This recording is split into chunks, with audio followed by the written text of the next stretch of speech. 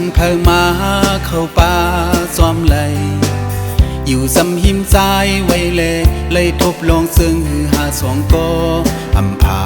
เยาวนายุ่มเสยเลน้องเอ๋ย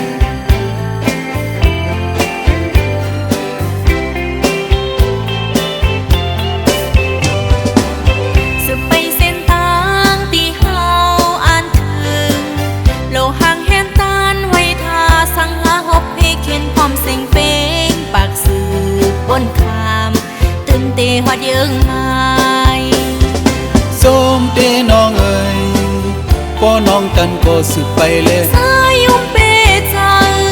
นั่งเฮือหักหาสองก็เศร้าอ่านฮอดจูดถึงยังไม่ที่หอมซองยุ่มยำลองแป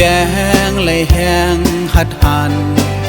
ขอดสานกองมือไว้มันลองกลางหักเนยเจอหาสองก็ทำคามซุ่มเลยยุ่มเสยเลน้องเอ๋ย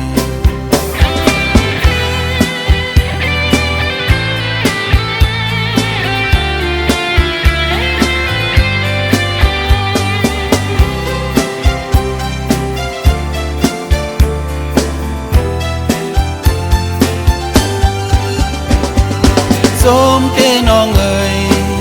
ป้อน้องกันก็สุดไปเลยสายยุ่มเปใจนั่งเฮือหักหาสองก็เศร้าอ่านฮอดจูดถึงยังไม่ที่หอมซองยุ่มยำลองแปงเลยแห้งหัดหันขอดสานกองมือไว้มันลองตั้งหักเนยเสือหาสองก็ทำคามซุ่มเลยยุ่มเสยเลน้องเอ๋ย